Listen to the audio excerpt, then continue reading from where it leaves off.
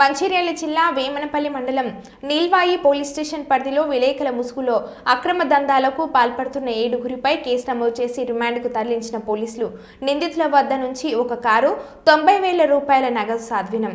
ఎవరైనా బెదిరింపులకు పాల్పడితే పోలీసులకు సమాచారం అందించాలని పేర్కొన్న ఏసీపీ వెంకటేశ్వర్లు. ఎక్కడా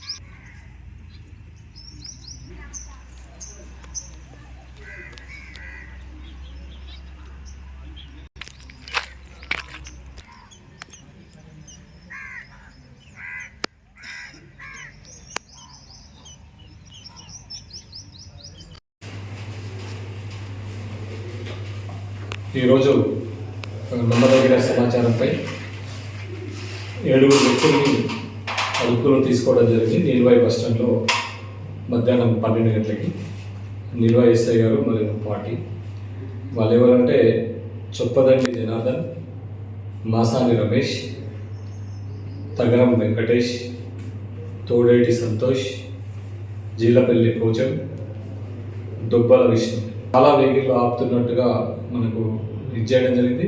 దానిలో భాగంగా మన దగ్గర క్రైమ్ నెంబర్ 9, క్రైమ్ నెంబర్ 10, 25లో మనకు ఎక్స్టార్షన్ కింద under section 308 class 2, 126 class 2, 351 class 2 red with 3 BNS act కింద కేసు నమోదు చేయడం కూడా జరిగింది. ఈయనను విచారిస్తే వాళ్ళు మేము గతంలో ఆ కేసులో మేము ముద్దాయిలం, మేమే అక్కడ ఆపి వెహికల్ని ఆపి డబ్బులు వసూలు చేయడం జరిగింది.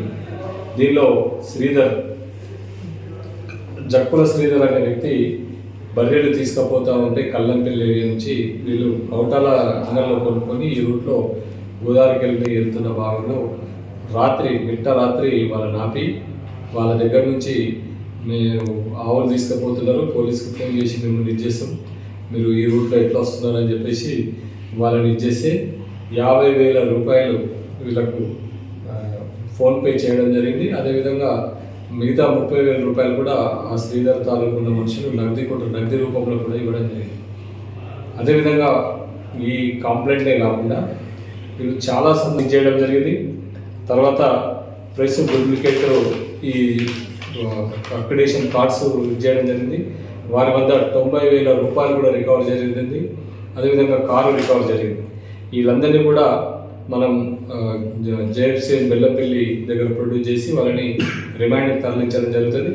అదేవిధంగా ఈ 7 కూడా అందరిపైన కూడా గతంలో వీళ్ళు పాత నేరస్తులు, వీళ్ళందరిపైన కూడా కేసులు నమోదున్నాయి వివిధ చుట్టుపక్కల పోలీస్ స్టేషన్లో.